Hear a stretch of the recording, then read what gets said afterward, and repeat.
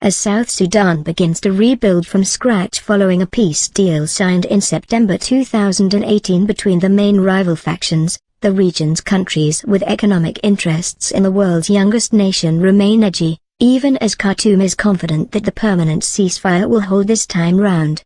The agreement signed in Khartoum between longtime rivals President Salva Kiir and his former deputy Riek Machar, was brokered by an unlikely mediator in Sudan, President Omar al-Bashir, after the two previous peace deals had broken down, plunging the country back into conflict.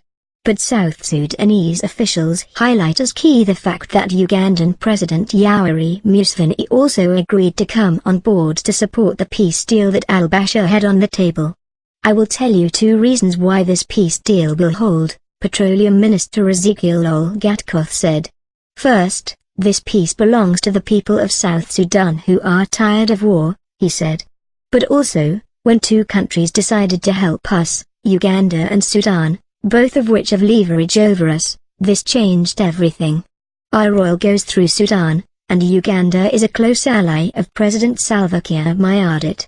Mr. Gatkoth says that other regional governments like Ethiopia, Kenya and Tanzania tried to broker peace between the rival groups in Juba, but without much leverage over either side, they couldn't make substantial progress. Although South Sudan's economy had collapsed as a result of war since 2013. Khartoum says the new peace deal is a win-win for both Sudans, which are desperate to revive their economies.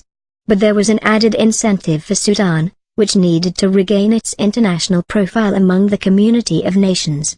"Our intention, to broker the peace deal, was that Sudan can be removed from the list of countries that sponsor terrorism. With the help of the South, we can be taken off that list," Sudan Petroleum Minister Azari Abdullah told journalists in Juba, South Sudan recently.